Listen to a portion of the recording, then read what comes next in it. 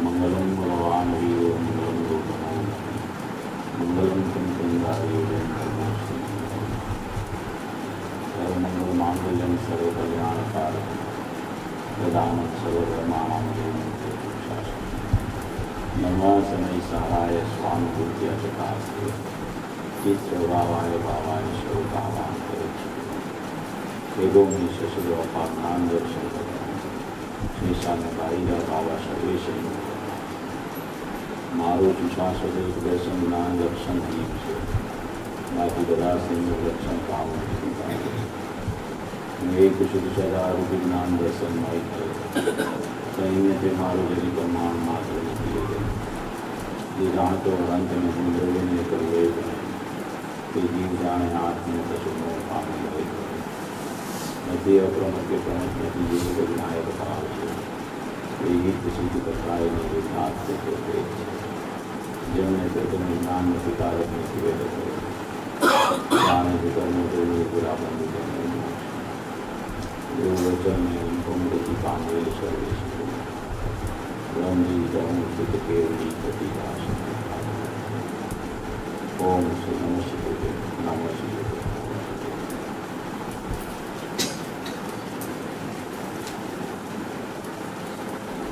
समय सारजी कर्मागम शास्त्र उसका पूज्य गुरुदेव श्री का सवेरे जो प्रवचन चलता है वो कर्ता कर्म अधिकार के ऊपर प्रवचन चल रहा है। उसमें 87 गाथा से 96 गाथा तक का ये 8 दिन में प्रवचन चलने वाले हैं। ये जो 10 गाथाएं है पूरी उसमें हर एक गाथा में उपयोग की चर्चा, हर एक गाथा कोई भी गाथा आप निकाल लो उसमें सभी गाथाओं में उपयोग से चर्चा आई है कि उपयोग कैसा है, उपयोग अशुद्ध कैसे होता है और उपयोग शुद्ध कैसे होता है, उसकी चर्चा ये 10 गाथा में, सभी गाथाओं में एक ही चर्चा है। उसमें अलग अलग शब्दों से इसका वर्णन आया है, अलग अलग दृष्टांत से उसकी चर्चा आई है, मगर उसमें 10 गाथा के मूल में जो बात है उसमें आचार्य भगवान को जो समझाना है वो ये समझाना है कि जो भगवान आत्मा जो जीव है, विनायक स्वरूप जो परमात्मा है, वो सदाई उपयोग स्वभावी आत्मा है। वो ज्ञान दर्शन उपयोग से त्रिकाल अंदर में भरा हुआ है और वो उपयोग जब शक्ति में से व्यक्तता प्रकट होती है, आज पूज्य गुरुदेव श्री ने लिया देवश्री का बोल में भी ये चर्चा आई थी कि शक्ति में से जो व्यक्तता होती है तो अंदर में दर्शन नाम का त्रिकाल जो स्वभाव है उधर से ही बाहर में प्रकट रूप वर्तमान क्रियाशील उत्पाद रूप उपयोग का प्रकटपना होता है। वो उपयोग शुद्ध हो जाए तो उसको शुद्ध उपयोग माना कि ज्ञानी बोला जाता है, अगर वो उपयोग अशुद्ध होवे तो वो जीव को अज्ञानी बोला जाता है। यही चर्चा ये गाथाओं में पूरी है कि जीव अज्ञानी कैसे होता है, जीव ज्ञानी कैसे होता है। अभी अज्ञानी कैसे होता है और ज्ञानी कैसे हो जाता है, उसके लिए उसके पास एक शाश्वत तत्व पड़ा है।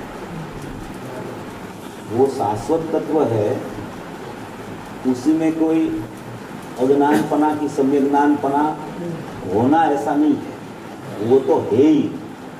वो सम्यक दर्शन स्वरूप ही है, सम्यक ज्ञान स्वरूप ही है, सम्यक चारित्र स्वरूप ही है अपना आत्मा, माने कि वो त्रिकाल है। ऐसा सम्यक दर्शन स्वरूप माने कि सम्यक दर्शन की पर्याय स्वरूप नहीं, सम्यक ज्ञान की पर्याय स्वरूप नहीं, सम्यक चारित्र की पर्याय स्वरूप नहीं, मगर उसका त्रिकाल स्वभाव ही सम्यक माने कि सत्य, सत्य दर्शन स्वरूप है, सत्य ज्ञान स्वरूप है, सत्य चारित्र स्वरूप माने कि त्रिकाल ऐसा है। तीनों काल में उसकी सत्यता कभी असत्यता नहीं हो सकती। उसको बोला जाता है सम्यक दर्शन स्वरूप, सम्यक ज्ञान स्वरूप, सम्यक चारित्र स्वरूप। तो जो अंदर में त्रिकाल में है वहीं से ही उसकी व्यक्तता होती है, तो बाहर में जब उसकी प्रकटता होती है तो उसका नाम पड़ता है सम्यक दर्शन, सम्यक ज्ञान, सम्यक चारित्र। अभी वो प्रकटता जब तक सम्यक रूप से नहीं होती है तब तक वो दर्शन ज्ञान चारित्र का उत्पाद है, उसको मिथ्या बोला जाता है। मिथ्या ज्ञान, मिथ्या दर्शन, मिथ्या चारित्र। ये अपन क्या है, ये पूरी 10 गाथा का सार ले रहे हैं। इसमें पूरी उपयोग क्या होता है, उपयोगवान क्या होता है, उपयोग प्रति समय पलटता है तो वो कैसे पलटता है, कैसे उसको उपयोगवान का दर्शन होता है, और अगर उपयोगवान का दर्शन उपयोग को नहीं होता है तो रागादि भाव और परसन्मुखता कैसे होता है। ये मूल है इसमें। तो ये जो अपना जो त्रिकाल स्वभाव है वो प्रथम से ही अकर्ता स्वभाव है, ज्ञाता दृष्टा स्वभावी आत्मा है। अनादि से जीव ये अकर्ता स्वभाव और अपना ज्ञाता स्वभाव को भूल के, पर को अपना मान के, रागादि भावों को अपना मान के, एक समय की पर्याय को अपना मान के अपना उपयोग का दुरुपयोग करता है। स्वभाव से तो वो सदाय अकर्ता और ज्ञाता है, कभी अकर्तापना उसका छूटता नहीं है, कभी ज्ञाता स्वभाव भी छूटता नहीं है और छूटने वाला भी नहीं अनंतकाल। स्वभाव में तो कुछ परिवर्तन होने वाला ही नहीं है, चाहे वो स्वभाव को देखे चाहे वो स्वभाव को न देखे, मगर स्वभाव तो अनादि से जैसा है वैसा ने वैसा है। इसलिए उसमें तो कुछ करना, होना, परिणमन ऐसा कुछ उसमें है ही नहीं। अभी जहाँ अज्ञान होता है वहाँ सम्यक ज्ञान कैसे होवे, ये जैन दर्शन की मूल बात है। स्वभाव तो ऐसा का ऐसा ही है, इसमें तो कोई अपने को गुरुदेव के प्रताप से इतना उसने स्पष्ट किया है, इतना स्पष्ट किया है कि कोई भी प्रवचन में स्वभाव की बात तो आती ही रहती है। पूज्य भाई बोलते थे, लालचंद भाई, कि पूज्य गुरुदेव श्री ने 45 साल तक ध्येय का स्वरूप इतना स्पष्ट किया है कि हम तो जीवों को मार्ग दे देते हैं कि ये ध्येय का स्वरूप तो इनको पता चल गया है।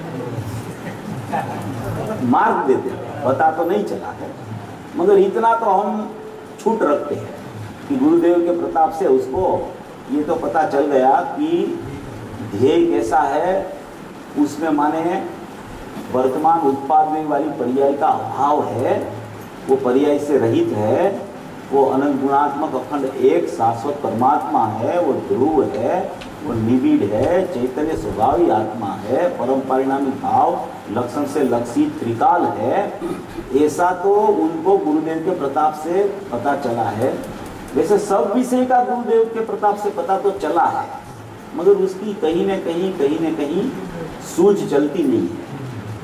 इसलिए ज्ञानी लोग गुरुदेव श्री और उसके बाद के जितने भी ज्ञानी होंगे वो यही उपदेश देते हैं कि त्वरित में त्वरित जीव का अज्ञान कैसे दूर हो जाए। अज्ञान तो है उसके पास, सम्यक ज्ञान जब तक नहीं है तब तक तो वो अज्ञानी है, तो उसका जल्दी से जल्दी अज्ञान दूर कैसे हो जाए, इस बात को लेके ज्ञानी अपनी परंपरा चलाते हैं। कि सभी जीव जगत में सुखी हो जाए, कोई दुखी नहीं रहे। ज्ञानी का जन्म इसलिए ही होता है, कोई जीव दुखी न रहे, सब जीव सुखी हो जाए।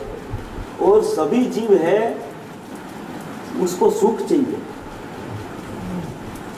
उसको सुख चाहिए। ये सब प्रयत्न चल रहा है, सुख के लिए चल रहा है। खाली पढ़ने के लिए, सुनने के लिए, इतना विषय मेरे को पता चल गया, ऐसा है ऐसा है, इसके लिए कोई प्रयत्न नहीं है। सबको सुख चाहिए, इसीलिए ये प्रयत्न चल रहा है। अभी जिसको सुख चाहिए उसको पहले ये पता होना चाहिए कि मेरे में दुख है। मेरे में दुख है ही नहीं तो सुख की खोज बंद हो जाती है, सुख की खोज ही बंद हो जाती है। मेरे में दुख है उसका मतलब है मेरे द्रव्य में दुख नहीं है। द्रव्य तो सुखमय ही है, वो तो सुख का पिंड है, सुख से भरा हुआ है, आनंद से भरपूर है, ज्ञान और आनंद की मूर्ति है। वो सुख छलो छल भरा है उसमें, मगर उसमें से सुख बाहर क्यों नहीं आता? उसमें से पर्याय निकलती होते हुए भी उसमें दुख क्यों हो रहा है? तो उसकी खोज तो अपने को करनी चाहिए। खोजी हमेशा जिंदा रहता है और वाद विवाद में पड़ता है, वो स्वयं समय समय पर मरता है। खोजी जीवे वादी मरे, ऐसा एक कहावत है गुजरात में। तो खोज करनी चाहिए हमेशा, ज्ञान में संशोधन हमेशा चलना चाहिए। ज्ञान को शुष्क बना देते हैं अपन तो ज्ञान कार्यशील नहीं रहता है। ज्ञान जहां से आता है वो विषय उसको मिलना चाहिए। ज्ञान सुख का पिपासु है, उसको सुख कहाँ है उसकी खोज चलती है। तो जब तक उसको सुख नहीं मिलता है तब तक वो ज्ञान को शांति नहीं मिलती है। इसलिए सबको सुख चाहिए और जिसको सुख चाहिए उसको पहले अपनी पर्याय में दुख है और वो दुख को दूर करने के लिए मैं पूज्य गुरुदेव श्री के पास आया। ये पहले में पहली बात है। अगर अपने को दुख लगे ही नहीं तो फिर कोई प्रश्न ही नहीं खड़ा होता। पहले में पहले दुख लगना चाहिए कि ये संसार है वो दुखमय है। मैं अनंत काल से दुखी होता होता होता होता होता सुख की खोज के लिए मैं पूज्य गुरुदेव जी के पास आया और वो मुझे सुख बता रहे हैं। मेरा सुख कहाँ है, मेरा त्रिकाल सुख कहाँ है, मेरा वर्तमान में दुख है, वहां सुख कैसे प्रकट हो जाए, वो बात मैं उसके पास सुनने के लिए आता हूं। सबसे पहले में पहले आत्मार्थी की शर्त ये होती है, उसका इरादा ये चलना चाहिए। ऐसा जिसको पता चलता है, ऐसा जिसको अंदर से कोई ऐसा भाव प्रकट होने लगता है, उसका ज्ञान संशोधन करता है, उसका ज्ञान प्रवृत्तिशील हो जाता है, उसका ज्ञान खोजता है कि सुख कहाँ है, मेरे को सुख कहाँ से मिलेगा, मेरे को चाहिए सुख।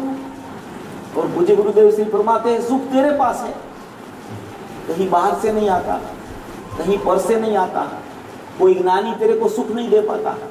सिमंदर परमात्मा की वाणी में से तुझे सुख नहीं मिलेगा। मुनिराज के पास बैठ के इतनी भी धर्म की चर्चा करेगा तो सुख नहीं मिलेगा। तेरे अंदर के स्वभाव में तेरे सुख की खोज करेगा तब तेरे को वहां से सुख की प्रकटता होगी। ऐसा पूज्य गुरुदेव श्री ने मार्ग बताया। तो अपने को ये संशोधन करना है कि सुख कहाँ है, सुख की प्राप्ति कैसे हुए, मेरा उपयोग अनादि से दुखी क्यों है, और वो क्षण मात्र में अल्प काल में पूज्य गुरुदेव श्री के मिलने के बाद सुखमय वो उपयोग कैसे हो जाए। इसके लिए ये सब आचार्य भगवान गाथाएं लिखते हैं, उपयोग की गाथाएं लिखते हैं, त्रिकाली द्रव्य की गाथाएं लिखते हैं, राग में सुख दुख की कल्पना कहाँ है वो लिखते हैं, कर्म का परिणमन कहाँ चल रहा है, जीव का परिणमन क्या होता है, जीव की स्थिति क्या होती है।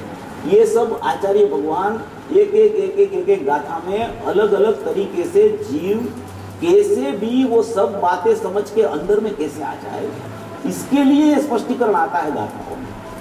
शास्त्र जो लिखे जाते हैं, वो शास्त्र लिखे जाते हैं उसको प्रयोजन से लिखना होता है, ऐसे ऐसे नहीं लिखा जाता है। अंदर में जो मुनिराज आचार्य होते हैं वो अपना स्वरूप संशोधन करके अंदर निर्विकल्प आनंद में अंदर डुबकी लगा के निर्विकल्प ध्यान में अंदर असंख्य समय रह के प्रचुर स्व संवेदनता वेदन करते करते करते करते जब उसको अपनी दशा में विकल्प की उत्पत्ति होती है तो वो विकल्प के काल में कोई आचार्य को लिखने का विकल्प आता है। कोई आचार्य, सब आचार्य मुनिराज लिखते नहीं है। अधिकांश जीव तो अपने स्वरूप में डूब के अतीन्द्रिय आनंद में ऐसे लवलीन होते हैं कि केवल ज्ञान लेके मोक्ष में चले जाते हैं। कोई आचार्य भगवान को ही या मुनिराज को ये विकल्प आता है कि मैं लिखूं। वो लिखने की क्रिया भी सहज चलती है। निर्विकल्प ध्यान का काल में वो चले गए और हजारों बार अंतर्मूर्त में तो विकल्पात्मक दशा और निर्विकल्प दशा उसकी चलती रहती है। और ऐसा मुनिराज का स्वरूप है कि निर्विकल्प दशा के काल में भी शास्त्र लिखना चालू है तो वो चलता रहता है, वो बंद नहीं होता है। अंदर में निर्विकल्प दशा चलती है और बाहर में उसका भाषा वर्गना का परिणमन चलता रहता है, बंद नहीं हो जाता है। क्योंकि वो जीव की क्रिया नहीं है, वो जड़ की क्रिया है। जड़ की क्रिया और जीव की क्रिया दोनों पृथक पृथक है। जीव जानता है और पुद्गल करता है, तो वो तो चलता रहता है।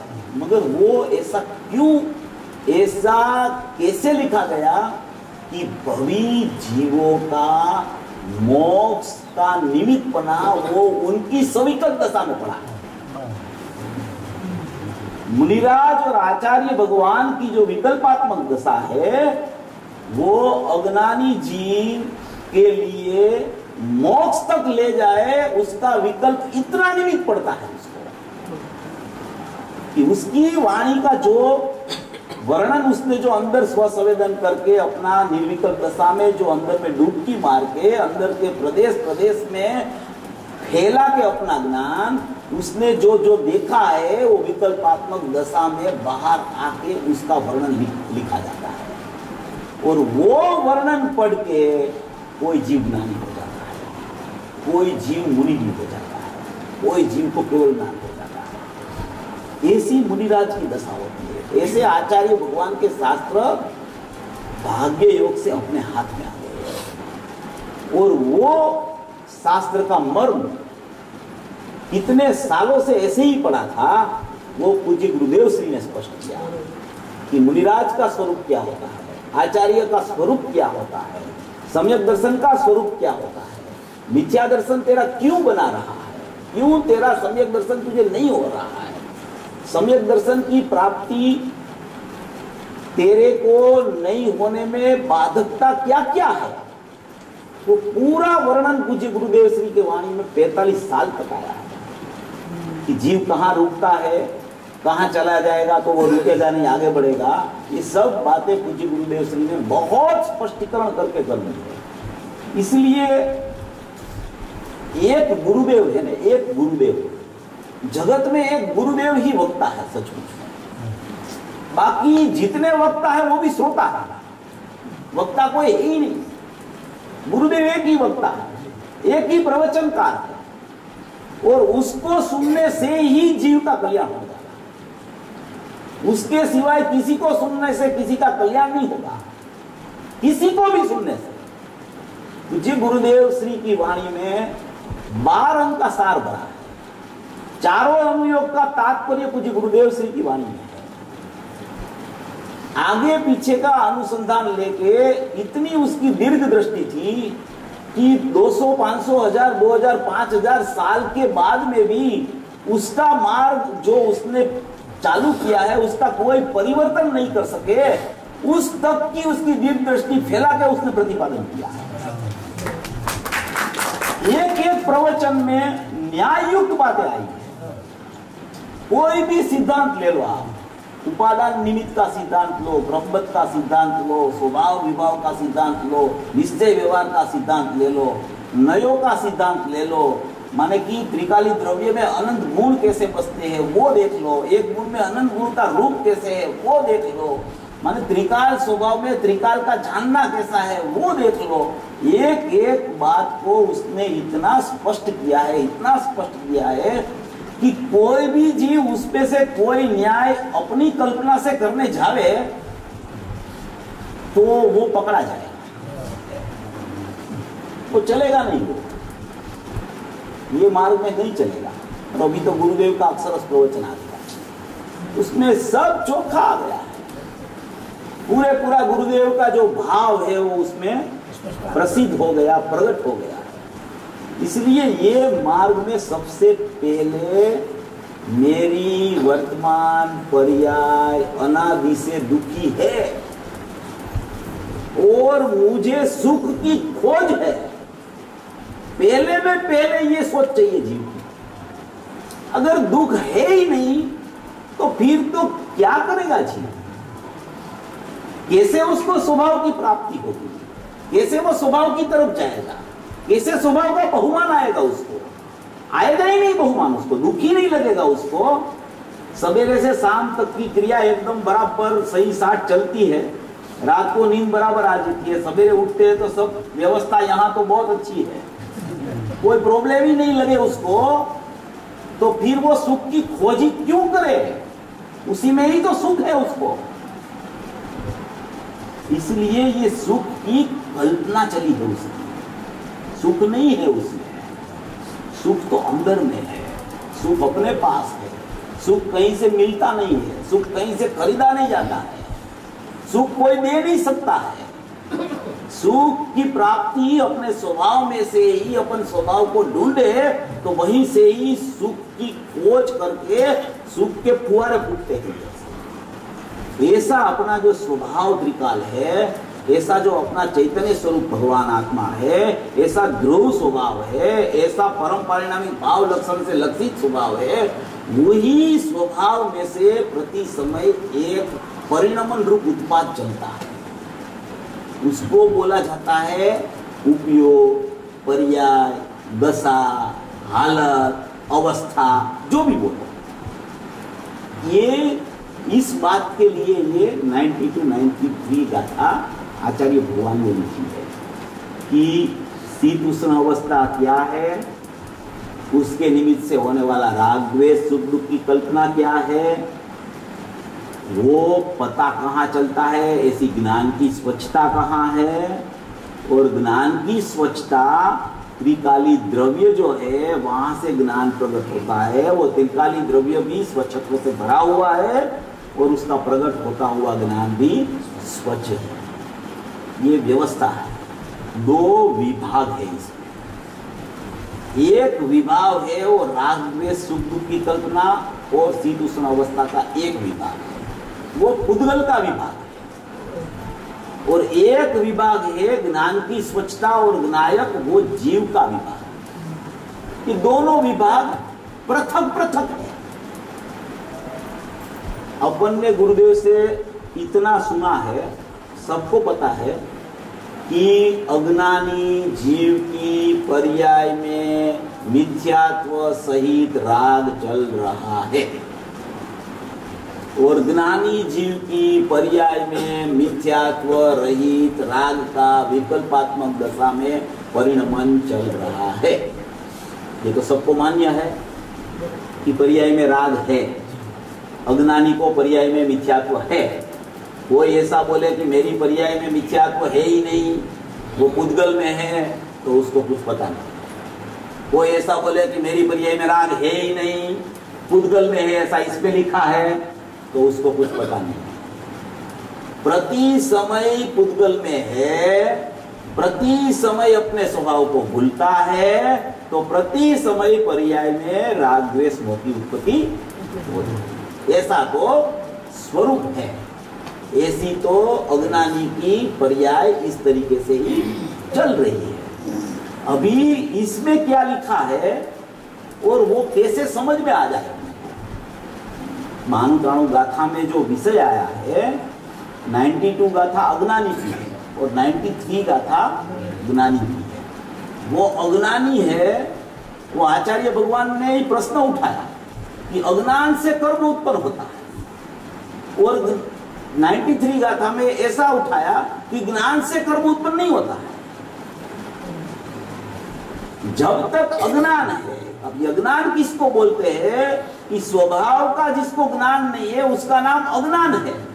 तो वो अज्ञान का निमित्तपणा पाके पर्याय में कर्म की यानी भाव कर्म की रागादि भाव की उत्पत्ति होती है। और वही जीव उसको पता चल जाए, उसको मालूम पड़ जाए कि मेरा स्वभाव तो नित्य निरंजन है, मेरा स्वभाव तो त्रिकाल है, ज्ञान आनंद सुख की मूर्ति है, मेरे स्वभाव में से मेरे स्वभाव में जो होगा ऐसी जैसी शक्ति होगी ऐसी ही व्यक्ति होगी। मेरे स्वभाव में ज्ञान दर्शन त्रिकाल स्वभाव पड़ा है तो उसकी व्यक्ति ज्ञान दर्शन ही हो सकती है। ऐसा जिसको पता चल जाए तो उसकी शक्ति की व्यक्ति ज्ञान दर्शन मई होगी, सम्यक दर्शन ज्ञान है। तो उसको ज्ञानी को कर्म उत्पन्न, अज्ञानी को कर्म उत्पन्न होता है अज्ञान से, और ज्ञानी को ज्ञान से कर्म उत्पन्न नहीं होता है। माने कि भाव कर्म नहीं उत्पन्न होता है, रागादि भाव उत्पन्न नहीं होता है, क्योंकि अपने स्वभाव को उसने पहचान लिया है। अभी ये एक बात। अभी दूसरी बात ये है कि अपन बोलते हैं कि शक्ति की व्यक्ति होती है।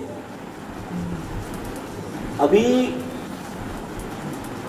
शक्ति में अपन बोलते हैं कि कुछ बदगत नहीं होती है, और फिर बोलते हैं कि शक्ति में से व्यक्ति होती है। ये एक बड़ा प्रश्न है कि वो फिर बोलते हैं पर्याय अंदर से आती है, पर्याय अंदर चली जाती है। फिर गुरुदेव कभी बोलते हैं कि पर्याय अंदर से नहीं आती है, पर्याय अंदर से आए तो जैसा अंदर में स्वरूप है ऐसी आनी चाहिए, ऐसा गुरुदेव स्पष्टीकरण करते हैं कि अगर पर्याय अंदर में से आती हो तो अंदर में शुद्धता है तो शुद्धि आनी चाहिए, एक सरखी पर्याय आनी चाहिए। पर्याय में तो पृथक पृथक प्रकार पड़ते हैं, तो वो अंदर में से कैसे आएगी, एक बात ये है। और वही गुरुदेव ऐसा बोलते हैं कि पर्याय द्रव्य में से ही आती है, पर्याय पर में से नहीं आती है, पर्याय पर्याय में से नहीं आती है, ऐसा भी बोलते हैं। दोनों बातें आती है गुरुदेव, एक बात नहीं आती। तो वो दोनों बातें को लक्ष्य में रख के अपने को उसका न्याय निकालना पड़ता है। दोनों बात को लक्ष्य में रख के न्याय निकालेंगे तो कोई दोष नहीं आएगा, कोई बाधा नहीं पड़ेगी इसमें। एकदम सम्यक प्रकार से तत्व ख्याल में आ जाएगा कि गुरुदेव का कहने का आशय ये है। एक तरफ बोलते हैं कि पर्याय अंदर में से आती हो तो जैसा द्रव्य है ऐसी एक सरखी पर्याय आनी चाहिए, और दूसरी तरफ वही पुरुष ऐसा बोलते हैं कि पर्याय तो द्रव्य में से ही आती है, पर्याय पर में से नहीं आती, पर्याय पर्याय में से नहीं आती है। ऐसा गुरुदेव दो ही बात बोलते हैं। तो उसमें तात्पर्य क्या है, उसका निराकरण क्या करना आपको, कैसे उसको समझना। पहले में पहली बात है कि पर्याय अंदर से आवे तो एक सरखी आनी चाहिए। तो उसका अर्थ ये है कि पर्याय तो नियम से द्रव्य में से ही आती है, पर्याय में से पर्याय नहीं आती है, पर्याय से पर्याय होती है। वो अपादान कारक है, इसमें पर्याय का खुद का अपादान कारक है। पर्याय से पर्याय होती है, पर्याय में से पर्याय नहीं होती है, क्योंकि पर्याय में अनंत गुण नहीं है, पर्याय में अनंत गुण नहीं है। पर्याय में अनंत गुण हो एक पर्याय में तब तो पर्याय में से पर्याय आए, मगर पर्याय पर्याय से होती है। माने कि पर्याय में राग हुआ या पर्याय में वितरागता हुई तो वो द्रव्य के कारण नहीं होती है। राग की वितरागता वो पर्याय का खुद का अपना क्षणिक उपादान है, उसकी खुद की निरपेक्षता है, उसका खुद का सटकारक है, उसके खुद के स्वयं से होती है। अभी निरपेक्षता अपन बोलते हैं, निरपेक्षता किसको बोलते हैं सच में? निरपेक्षता माने क्या? अपन बोलते हैं निरपेक्ष है, निरपेक्ष है, निरपेक्ष है, सापेक्ष नहीं है, किसी की सापेक्षता वाला नहीं है। उसका अर्थ सचमुच में क्या होता है निरपेक्षता? निरपेक्ष किसे बोला जाता है? निरपेक्ष इसे बोला जाता है कि उसके सिवा उसको कुछ दिखे ही नहीं, उसे निरपेक्ष बोला जाता है। उसके सिवा उसको कुछ दिखे ही नहीं, उसे बोला जाता है निरपेक्षता। अभी ज्ञान की निरपेक्षता अपन सोचे कि ज्ञान का उपयोग है वो निरपेक्ष कैसे है, तो अपन ऐसे भी सोचते हैं कि ज्ञान में ज्ञेयाकार भी है, ज्ञान ज्ञानाकार भी है। तो वो ज्ञान ज्ञेयाकार नहीं है ऐसा भी नहीं है, ज्ञान ज्ञानाकार नहीं है ऐसा भी नहीं है, मगर निरपेक्ष किसे बोला जाता है कि तुझे ज्ञान ही दिखे उसमें। जब तक ज्ञेयाकार ज्ञानाकार ऐसा विकल्प खड़ा होता है तब तक ज्ञान दिखता ही नहीं। जो चीज है वो चीज ऐसी ही दिखे, उसको बोला जाता है निरपेक्षता। कि उसको सापेक्षता किसी की लगती नहीं है वो अलग बात, मगर वो दिखे ही निरपेक्ष माने दिखे ही वही चीज उसको, कि उसको ज्ञान ही दिखे कि ये ज्ञान है, ज्ञान है, ज्ञान है, उसे बोला जाता है निरपेक्षता। तो इसीलिए पूज्य गुरुदेव श्री ने यह स्पष्टीकरण किया कि पर्याय आती है द्रव्य में से और होती है स्वतंत्र, होती है निरपेक्ष, होती है अपने स्वकाल में, होती है अपने सत्कारक से, होती है अपनी योग्यता से, होती है अपने उपादान से, अपना खुद का क्षणिक उपादान है उसका। उसको बोला जाता है कि पर्याय अपने स्वभाव से निरपेक्ष स्वतंत्र प्रकट होती है। अभी जो पर्याय अंदर से आई तो पर्याय अंदर से शक्ति में से व्यक्ति हुई तो शक्ति में कुछ घटता नहीं है, और पर्याय व्ययों के अंदर चली जाती है तो शक्ति में कुछ बढ़ता नहीं है। तो उसका सचमुच में अर्थ क्या है उसका, उसको कैसे अपन समझ पाए कि ये शक्ति में से व्यक्ता होने पर भी ध्रुव ऐसा ऐसा रहता है। ये बात अपनी कल भी चली थी। शक्ति है ना, वो शक्ति की व्यक्ति होती है, शक्ति व्यक्त नहीं होती कभी। शक्ति है वो शक्ति कभी व्यक्त नहीं होती, शक्ति शक्ति रूप रहती है, शक्ति की व्यक्ति होती है। और वो जो व्यक्ति होती है वो स्वयं अंदर से आती है, वो शक्ति उसको बाहर भेजती नहीं है व्यक्ति को कि तुम अभी बाहर जा। शक्ति शक्ति रूप रहती है और व्यक्ति स्वयं उत्पाद होती है, स्वयं व्यक्ति उत्पाद होती है, उसको बोला जाता है शक्ति की व्यक्ति। इसीलिए शक्ति में कुछ बदघट कभी नहीं होती है, चाहे कितनी भी पर्याय निकल जाए अंदर से, मगर वो शक्ति शक्ति रूप रहती है, शक्ति की व्यक्ति प्रकट हो जाती है। ये बातें तो इतनी है कि 1 घंटे में तो अपन एक विषय चला रहे तो 1 घंटा चलता है, मगर विषय तो अपना चलता है। ये रागादि राग द्वेष सुख दुख की कल्पना है, वो शीत उष्णपना है वो पुद्गल में है, और ज्ञान की स्वच्छता और नायक है वो जीव में है। अभी जो पर्याय, अपन ने पर्याय की चर्चा क्यों की, किसी को ऐसा नहीं लगे कि पर्याय में राग द्वेष मिथ्या तो है ही नहीं। गुरुदेव तो ऐसा बोलते हैं कि है, और यहाँ ऐसा चलता है कि पर्याय में राग द्वेष मिथ्या तो है ही नहीं, तो यहाँ कुछ अलग अलग चलता लगता है, ये कोई अलग टाइप का महाविद्य क्षेत्र लगता है। ऐसा किसी को नहीं लगे, इसीलिए मैं थोड़ा इसीलिए मैं स्पष्ट करता हूँ कि कोई ऐसा नहीं सोच लेना कि ऐसा है ही नहीं। ऐसा समय समयवर्ती होता है, सचमुच में है ही नहीं। प्रति समय नया नया होता है, पुराना कुछ नहीं है, समयवर्ती है, दूसरे समय में ही हो जाता है, उसी समय दूसरा नया होता है। ऐसा मार्ग है। इसको ऐसे माइन्यूटली समझने से इतना इसमें रहस्य है कि जीव को ऐसा परिणाम चलता है ना कि राग द्वेष मोह जाता ही नहीं है। मेरी पर्याय में तो ये चलता ही रहता है, मिथ्या तो जाता नहीं है, सम्यकत्व होता है, राग द्वेष जाता नहीं है, वितरागता नहीं है। ऐसा सबको है, किसी को नहीं ऐसा नहीं, क्योंकि जिसको वो है उसको तो वो दूर करने का प्रयास करेगा ही। तो ये जो चीज है राग द्वेष मोह नाम का जो व्यवस्था, वो सचमुच में समयवर्ती है। समयवर्ती है वो पर्याय में, आगे पीछे कुछ है ही नहीं।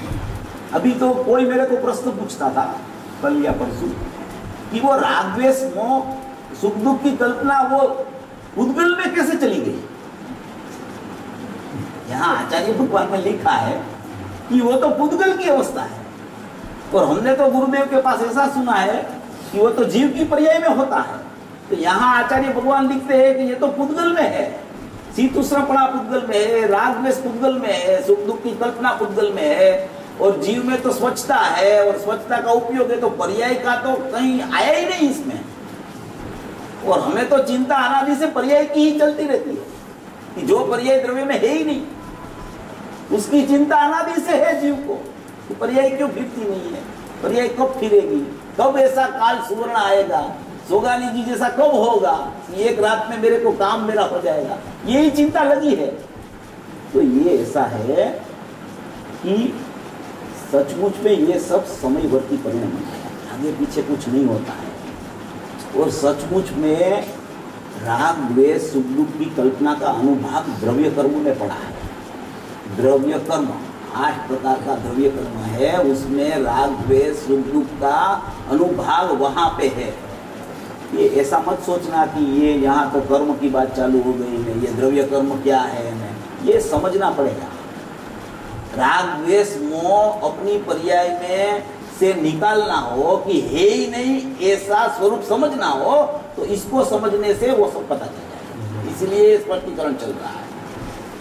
तो ये राग द्वेष मोह जो है वो द्रव्य कर्म में आया कैसे, वो कहां से आ गया, तो सचमुच में तो उधर कैसे होगा, उसका अनुभव वहां आएगा कैसे। तो कलश टीकाकार का तीसरा कलश है, 3 नंबर का कलश है, कलश टीका में तीसरा नंबर का कलश है, उसमें ये बात आई है कि अनादि काल का अज्ञानी जीव है। अनादि काल, उसकी कोई आदि तो है ही नहीं, जीव अनादि का है, कोई जीव नया तो उत्पन्न नहीं होता है, जीव अनादि का होता है।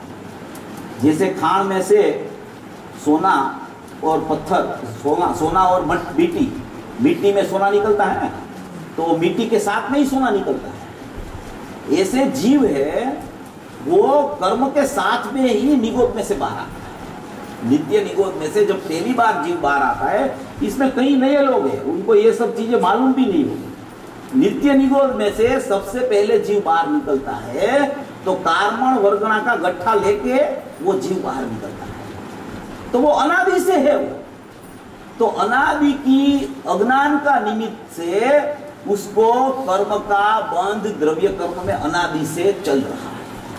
वो कार्मण वर्गणा में राग द्वेष जहां उसने किया था पूर्व में अज्ञान भाव से, तो उसका बंध उसमें राग द्वेष सुख दुख की कल्पना का द्रव्य कर्म में अनादि से पड़ा है। यहां पर्याय में समयवर्ती है, पर्याय में आगे पीछे कुछ नहीं है, मगर वो पर्याय में जब हुआ तो उसका निमित्तपणा पाम के नैमित्तिकपणे द्रव्य कर्म का बंध कार्मण वर्गणा के पुद्गल में होता है। आज गुरुदेव ने भी बहुत चर्चा की थी, छेली 15 मिनट में ये निमित्त नैमित्तिक कर्म का बंध क्या, उपादान कहाँ, निमित्त कहाँ, नैमित्तिक कहाँ, ये पूरा ट्रायंगल बता के पूरी चर्चा गुरुदेव ने आज दी थी। तो ये जो भाव कर्म समय में उत्पन्न हुआ, रागादि भाव उत्पन्न हुआ, अपने स्वभाव को नहीं पहचाना, अपने स्वभाव को भूल गया, तो पर्याय में रागादि भाव उत्पन्न हुआ। रागादि भाव उत्पन्न हुआ तो वो रागादि भाव का निमित्तपणा पाम के नैमित्तिक अवस्था द्रव्य कर्म में राग का कार्मण वर्गणा में बंद हो गया, और यहाँ पर्याय व्यय हो गई राग की, तो वो तो पारिणामिक भाव रूप हो गई। यहाँ नहीं है राग, वो तो पारिणामिक भाव रूप हो गई। तो अनादि से द्रव्य कर्म में वो राग द्वेष का कार्मण वर्गणा में पड़ा है, और समय पे उसका जब अबाधा काल पाकता है तब वो उदय में आता है। पूज्य गुरुदेव श्री ने आज बोला ना, एक बहुत अच्छा शब्द पूज्य गुरुदेव श्री का निकला, किसी के ध्यान में आया होगा। उसने ऐसा बोला ना कि जो कर्म बंधने वाले हैं वो उदय में आते हैं। उसको क्या बोलते हैं? एक शास्त्र में शब्द आता है कि विशस्त्रा परमाणु, ऐसा शब्द आता है विशस्त्रा परमाणु। वो परमाणु को क्या बोला जाता है कि जैसे अपन बोलते हैं ना कि कैंडिडेट रेडी है, तो कार्बन वर्गणा में तो बहुत जत्था पड़ा है, वहां से जो कर्म का उदय में आने की लायकात है उसको बोला जाता है विशस्त्रा परमाणु। वो परमाणु उदय में आता है, वो परमाणु राग द्वेष मोह वाला है, वो उदय में आता है। यहां ज्ञान का उपयोग उदय रूप है, प्रकट रूप है। यहां बुद्धगल में ये उदय आया है, यहां जीव में उपयोग प्रकट हो रहा है। अभी जीव में उपयोग प्रकट हो रहा है, वो जीव का उपयोग अपनी स्वतंत्र योग्यता से जो रूप परिणमता है वही रूप वहां बाद में निमित्त होता है। ऐसा संबंध है निमित्त नहीं। और जीव का उपयोग स्वभाव सम्मुख अगर परिणम गया तो वहां उसकी निर्जरा हो जाती है। अभी स्वभाव सम्मुख नहीं परिणमा तो यहां पे जो कुछ उसका परिणमन हुआ वो अज्ञान रूप परिणमन है। वो अज्ञान रूप परिणमन का निमित्त से यहां पर्याय में राग द्वेष की उत्पत्ति होती है। अज्ञान निमित्त है, इस पे गाथा में आया ना, अज्ञान से कर्म उत्पन्न होता है। तो अज्ञान क्या? स्वभाव को भूल गया, उसका नाम अज्ञान। तो अज्ञान का निमित्त पड़ा पाम के यहां राग द्वेष की उत्पत्ति हुई। वो राग द्वेष की उत्पत्ति हुई, उसमें निमित्त कौन? तो के बाह्य में द्रव्य कर्म में राग द्वेष है, वो निमित्त। यहां निमित्त पड़ा, यहां नैमित्तिक पड़ा, यहां उपयोग में अज्ञान का निमित्त पड़ा और स्वभाव का चूकना। ये सब प्रक्रियाएं एक समय में एक साथ बदती है। ये एक समय पूरा हो गया, दूसरे समय फिर ऐसा ही चलता है। यहां उदय आया, यहां उपयोग की स्वच्छता है, उपयोग की स्वच्छता ने अपने स्वभाव को स्वीकारा नहीं, तो यहां फिर से राग द्वेष की उत्पत्ति हुई और फिर वहां नया बंध हुआ। पुराने का उदय, वही समय यहां राग द्वेष हुआ, तो उसी समय वहां नया बंध और पुराने का व्यय और नया बंध का नया बंध। माने कि पुराने कर्म नियम से उदय में आते हैं और नए कर्म बंधते हैं। उसका निमित्त पड़ा राग द्वेष है, विभाव रूप यहां पर्याय में। और वो पर्याय में राग द्वेष क्यों उत्पन्न हुआ? वो भाव कर्म उत्पत्ति कैसे हुई कि अज्ञान का निमित्त पाम के भाव कर्म की उत्पन्न हुई। तो अज्ञान क्यों हुआ? स्वभाव को भूल गया तो अज्ञान हुआ। ये पूरी प्रोसेस चलती है प्रति समय जीव की पर्याय में, प्रति समय ऐसा चलता है। जो समय उसको स्वभाव का स्मरण आया, जो समय उसको पता चल गया कि गुरुदेव तो बोलता है तू तो परिपूर्ण परमात्मा है, तू तो ध्रुव चैतन्य पिंड है, तू तो ज्ञान आनंद की मूर्ति है, तू तो सुख का खजाना है, तेरा सुख की खजाने की चाबी भी तेरे पास है।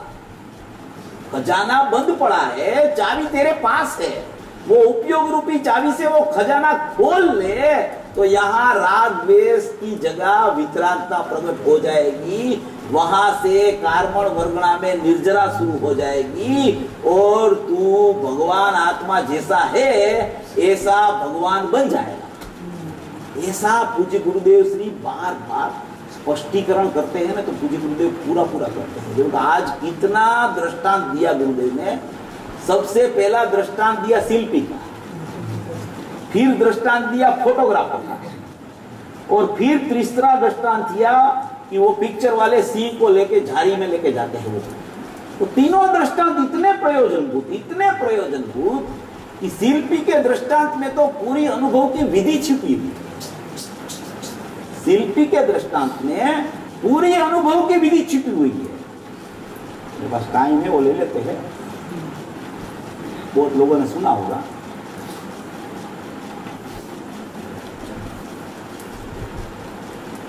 छवि प्रतिमा होती है ना, प्रतिमा, जो प्रतिमा को स्थापना निक्षेप से मंदिर में विराजमान की जाती है, वो प्रतिमा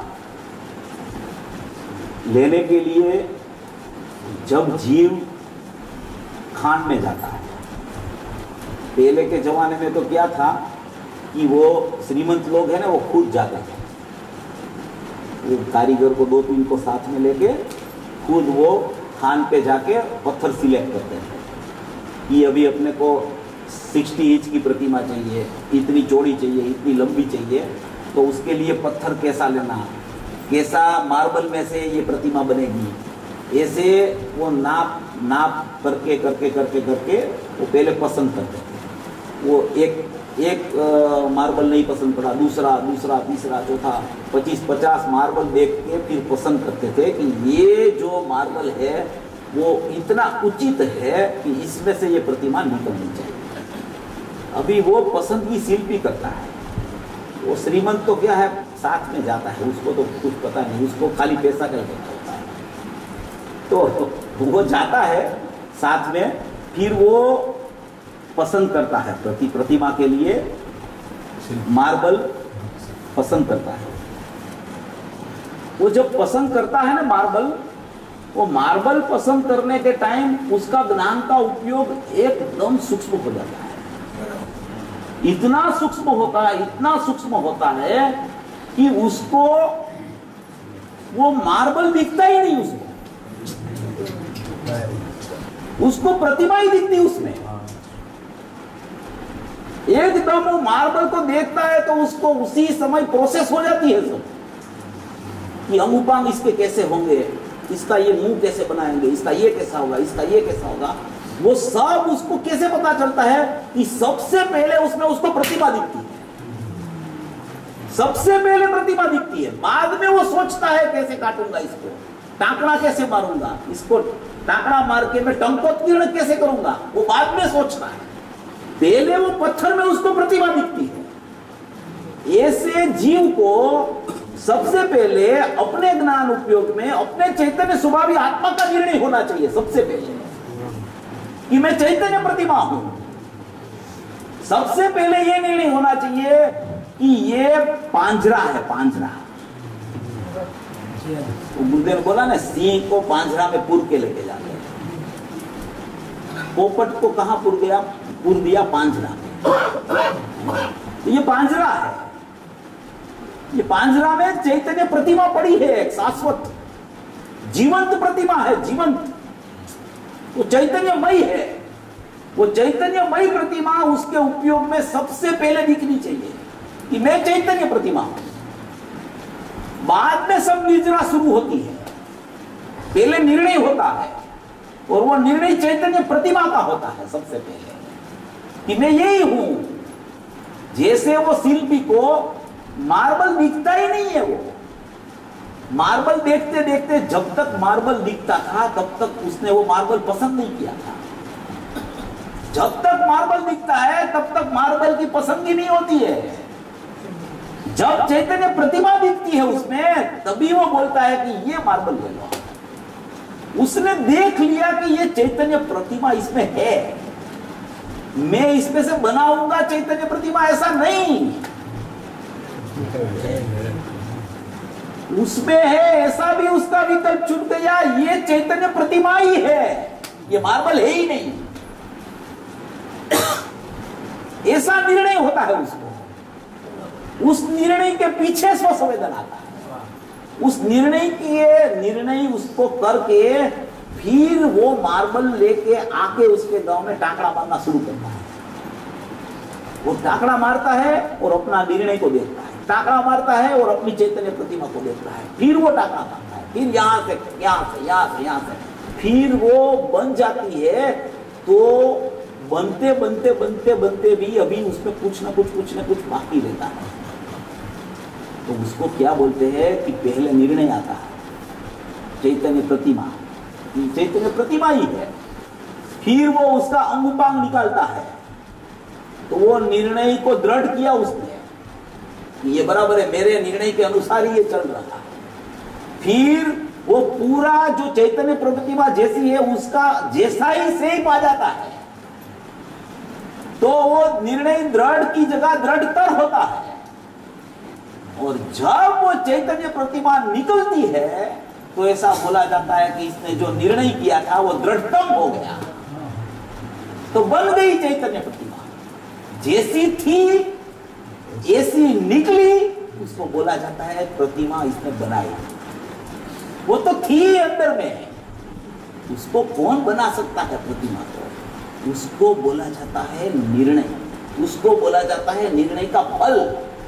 वो दृष्टांत आज गुरुदेव देते हैं, इसमें इतना भरा है वो दृष्टांत। उसको ये बोलना है गुरुदेव को कि तू ऐसा निर्णय कर ले कि तू चैतन्य प्रतिमा है। राग द्वेष कर्म कार्बन वरना वो कुछ है ही नहीं तेरे में, तू मात्र चैतन्य प्रतिमा है। ये तो चैतन्य प्रतिमा को देख के वो सब खिर जाता है। वो उसको खिराने से चैतन्य प्रतिमा नहीं निकलती। वो चैतन्य प्रतिमा का जिसको निर्णय होता है वो उसको देखता है तो ये सब चला जाता है। पहले देखता है तो सम्यक दर्शन होता है, फिर देखता रहता है तो पंचम मुस्तान श्रावक का आता है, फिर निरंतर देखता रहता है तो मुनिपणा आता है, क्षण में छठवां, क्षण में सातवां, फिर निरंतर देखा तो श्रेणी चढ़ के केवल ना। निर्णय का काम बहुत मजबूताई वाला है। जिसको निर्णय होता है वो निर्णय ही दृढ़ करता है, वो और कुछ नहीं करता है। वो सोगानी जी ने भी यही किया पूरी रात। निर्णय हो गया गुरुदेव को देख के कि ये जीव का ज्ञान और राग भिन्न है, तो यहां मैं भी जीव हूं तो मेरा और ज्ञान और राग भिन्न है। बस ऐसा निर्णय उसको हुआ, वो निर्णय को उसने पूरी रात दृढ़तर किया और दृढ़तम किया। तो सवेरे उठने के टाइम से पहले तो समय दर्शन निकाल इसी को बोला जाता है बहुत सरल है, ये कठिन नहीं है। निर्णय करना चाहिए पहले, सबसे पहले कि मैं चैतन्य प्रतिमा हूं। ये सब होते हुए भी मैं तो चैतन्य प्रतिमा हूं। ये सब है नहीं ऐसा नहीं, वो अपनी जगह पे अपने में है सब, मगर मैं तो चैतन्य प्रतिमा हूं। मेरा स्वरूप तो ऐसा है, मैं त्रिकाल ज्ञान आनंद की मूर्ति हूं, मैं तो शाश्वत प्रतिमा हूं, मैं तो सुखमय हूं, मैं तो आनंद का भंडार हूं। इस तरीके से इसकी बुलवनी करेंगे तो वो निर्णय दृढ़ होते दृढ़तर और दृढ़तम होके उसका काम तुरंत हो जाएगा। ऐसा बोला था नहीं, प्रकाश कहीं बोला कि सम्यक दर्शन के लिए आत्मा को देखना है तो उससे क्या होता है पता है? उसको निदान बंद बोला जाता है। निदान बंद, माया, मिथ्यात्व और निदान, 3 शल्य है। वो निदान करके द्रव्य को देखने जाता है तो उसको निदान बंद पड़ता है। सम्यक दर्शन तो होता ही नहीं। भावना जरूर होनी चाहिए कि मेरे को सुख की प्राप्ति हो, मैं सुखमय हूं, फिर भी सुख क्यों नहीं आता है? ऐसा विकल्प तो पात्र जीव को चलता है। अगर ऐसा विकल्प नहीं चले तो वो पात्रता भी नहीं हो सकती। मगर उसके साथ साथ उसको वो भी पता चलना चाहिए कि इसमें एकांत पुरुषार्थ से ये काम नहीं होता। दोनों चीज साथ में होती है। एक तो होती है योग्यता और एक तो होता है योग्यता अनुरूप पुरुषार्थ। ये दोनों साथ साथ चलते हैं। हरेक पर्याय में प्रत्येक पर्याय में योग्यता भी है और प्रत्येक पर्याय में पुरुषार्थ है। योग्यता हरेक पर्याय की स्वतंत्र होती है और पुरुषार्थ का रूप प्रत्येक पर्याय में है। एक गुण में अनंत गुण का रूप है, पुरुषार्थ का रूप प्रत्येक पर्याय में है और प्रत्येक पर्याय की योग्यता स्वतंत्र होती है। योग्यता और पुरुषार्थ दोनों साथ में चलता है। इसलिए पुरुषार्थ को छोड़ना नहीं और योग्यता को कभी भूलना नहीं। अगर पुरुषार्थ छोड़ेगा तो भी नहीं चलेगा। योग्यता है ऐसा ही करता रहेगा तो भी नहीं चलेगा। योग्यता के साथ में जैसी योग्यता है ऐसा ही पुरुषार्थ होता है, ऐसा निर्णय होना चाहिए। उसी को बोला जाता है, ये जीव को क्रमबोध और पुरुषार्थ दोनों की श्रद्धा है। ऐसा स्वरूप है। इस तरीके से अपने को ये सब सोचने लायक है। इसके लिए इसमें आचार्य भगवान ने लिखा है कि अज्ञान से कर्म उत्पन्न होता है और अज्ञान क्या है? स्वरूप का विस्मरण, उसका नाम अज्ञान। और अज्ञान से भाव कर्म की उत्पत्ति होती है। भाव कर्म की उत्पत्ति होवे तो द्रव्य कर्म में नया बंध होता है, और नया बंध होता है वो उसका अबाधाकार भागता है, तो फिर वो उदय में आता है, और फिर यहाँ वो उपयोग में अपने स्वभाव को भूलता है, तो फिर से यहाँ समयवर्ती होता है राग द्वेष मोह पर्याय। आगे पीछे कुछ है ही नहीं, आगे पीछे कुछ नहीं है।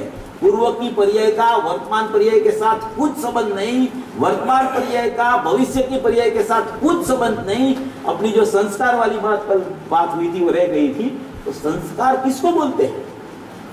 वो अपन बोलते हैं कि ये जीव ने तो बहुत प्रयत्न किया इसलिए उसको संस्कार था, तो सम्यक दर्शन हो गया उसको, ऐसा आता है ना, बोलने में आता है ऐसा। तो संस्कार क्या होता है? संस्कार कहाँ रहता है? और संस्कार चीज क्या है? सचमुच में संस्कार, मुझे गुरुदेव श्री ने इसके लिए बात कही है संस्कार की, बहुत लोगों को पता भी होगा। संस्कार सचमुच में इसको बोला जाता है कि वर्तमान पर्याय में जैसी उपादानगत योग्यता का परिणमन होवे तो वो पर्याय व्यय होके अंदर गई दूसरी से, समझ गए? तो परिणामिक हो गई। अभी बाद में दूसरी पर्याय है, तीसरी पर्याय है, चौथी पर्याय है। तो वो पूर्व की पर्याय ऐसी गई थी इसलिए ऐसी पर्याय आई, ऐसा तो पहले है ही। गुरुदेव ने ऐसा स्पष्टीकरण किया है कि जो पर्याय प्रगट रूप एक समय में होती है वो सम्यकता से परिणम है, तो ऐसा बोला जाता है कि इसको संस्कार था। उससे पहले संस्कार की व्याख्या करना ही नहीं होती। संस्कार इसे ही बोला जाता है जिसको उस समय की पर्याय में सम्यक दर्शन ज्ञान चारित्राणी मोक्ष मार्ग की प्राप्ति होवे तो उसे बोला जाता है कि पूर्व पर्याय में उसको संस्कार था, और ऐसे ही संस्कार लेके ये जीव की पर्याय का उत्पाद ये समय में हुआ, उसी को बोला जाता है संस्कार। आगे पीछे कुछ लेना देना एक भी पर्याय को किसी के साथ है।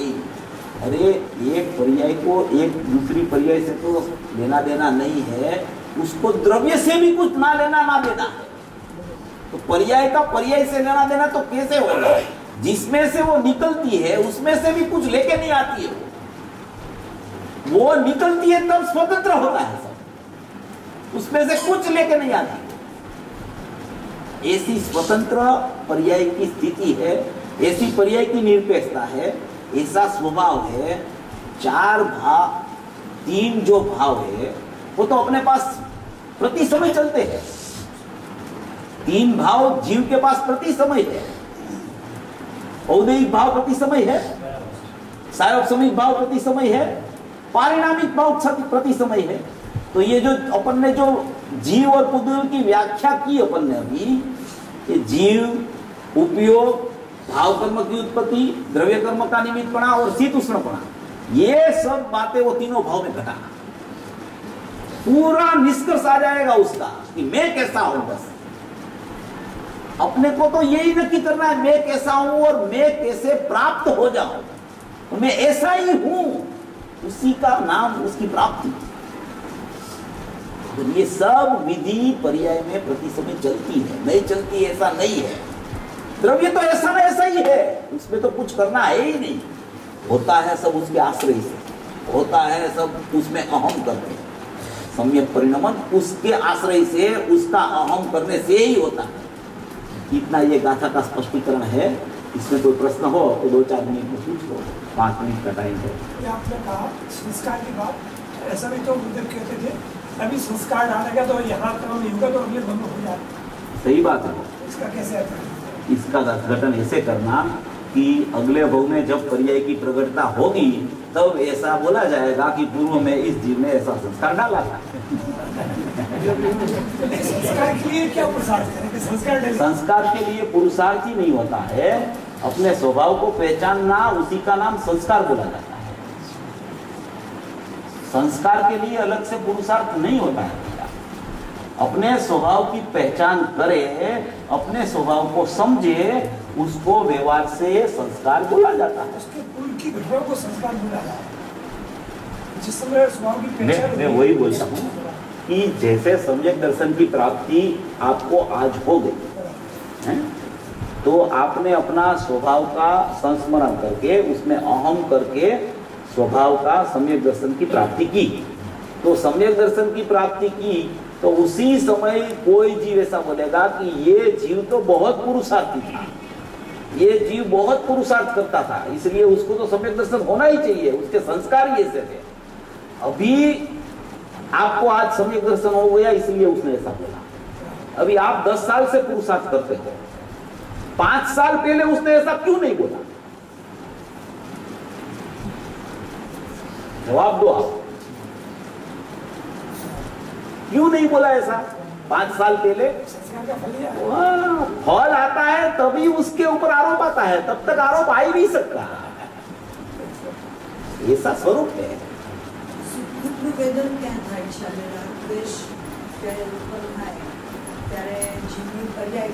અહીંયા જે સુખ દુઃખનું વેદન જે કીધું છે ને એ 3 પ્રકારની વાત આવે છે, જ્ઞાન ચેતના, કર્મ ચેતના અને કર્મ ફળ ચેતના।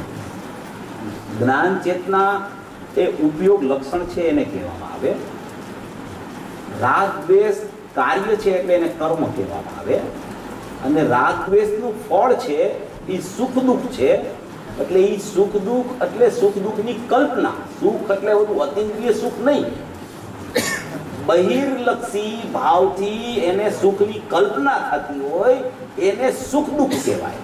તો એ સુખ દુઃખની કલ્પના તો ભ્રાંતિ છે, અને રાગ દ્વેષ છે એ દ્રવ્ય કર્મના ઉદયમાં ચાલે છે। અત્યારે અહીંયા જે રાગ દ્વેષ સુખ દુઃખની વાત છે એ દ્રવ્ય કર્મની ચર્ચા છે, એ પર્યાયના રાગ દ્વેષની વાત નથી। ત્યાં રાગ દ્વેષ સુખ દુઃખ દ્રવ્ય કર્મની ચર્ચા છે। આપણે જે હમણાં લીધી ને દ્રવ્ય કર્મની ચર્ચા, એ દ્રવ્ય કર્મની ચર્ચા છે। એ દ્રવ્ય કર્મનો ઉદય આવે છે, અહીંયા ઉપયોગનો ઉદય છે, એની સ્વચ્છતામાં એને ખ્યાલ આવે છે, એની સ્વચ્છતામાં એ જ્ઞાયક ભાવને ભૂલે છે, તો અહીંયા એની પર્યાયમાં રાગ દ્વેષનો ઉદય થાય છે, ઉત્પાદ થાય છે। પર્યાયમાં રાગ દ્વેષનો ઉત્પન્ન થાય છે જે શબ્દ આવે છે કે એ રાગ દ્વેષને જીવ વેદે છે કે ફક્ત જ્ઞાનમાં જાણે છે અને એક પર્યાય જતી રહે પાછું પારિણામિક ભાવ થઈ જાય છે? જ્ઞાનમાં રાગ દ્વેષને જાણે છે એમ કહેવાય, પણ જ્યાં સુધી અજ્ઞાની જીવ છે ત્યાં સુધી એને જ્ઞાયક ભાવનું અને જ્ઞાનનું વેદન હોવા છતાં એનો ખ્યાલ એને નથી હોતો, માટે એમ કહેવાય કે રાગ દ્વેષનું વેદન અત્યારે એને ચાલી રહ્યું છે।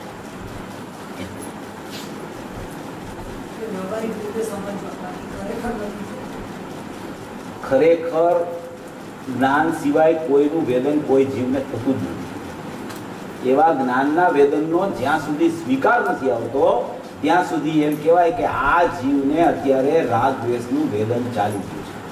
વેદન હંમેશા જીવને જ્ઞાનનું જ હોય, રાગનું વેદન કદી કોઈ જીવને થાય જ નહીં।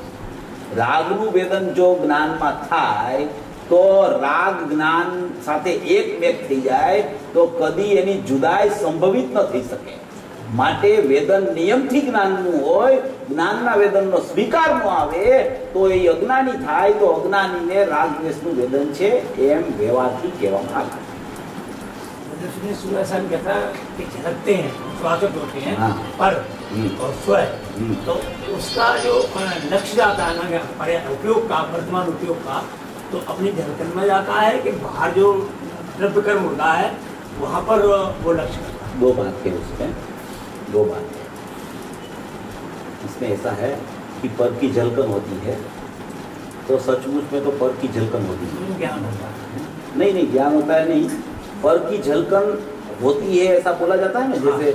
जैसे समझ लो कि आईना है, अरीसा है, उसमें बोला जाता है ना अपना प्रतिबिंब पड़ता है मुंह का, तो मुंह तो मुंह में है, उसका प्रतिबिंब भी सचमुच नहीं है वहाँ नहीं, मगर उधर जैसा आकार हुआ है, जैसा स्वरूप हुआ है, ऐसा ही स्वरूप बाहर में नहीं है, ऐसा भी नहीं है, ऐसा भी नहीं।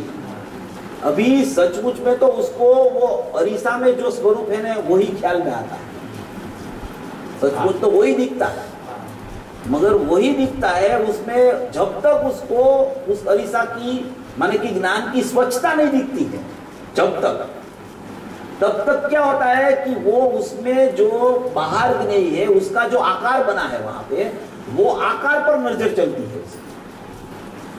आकार पर नजर चलती है तो आकार का निमित्तपना जो है उसको वो जानता है, ऐसा कहने में आता है। जानना तो उसका ही होता है। जानने में ज्ञेयाकार ज्ञान आता है या तो ज्ञायक आता है, और कुछ नहीं आता है। अज्ञानी को भी ज्ञेयाकार ज्ञान जानने में आता है, मगर ज्ञेयाकार ज्ञान है वैसा ही बाद में ज्ञेय है। इसलिए ऐसा बोला जाता है कि ये जीव पर को जानता है, और पर को जानना वो दुख का कारण है। ऐसा बोलो परम कृपालु अनंत उपकारी सद्गुरु देव।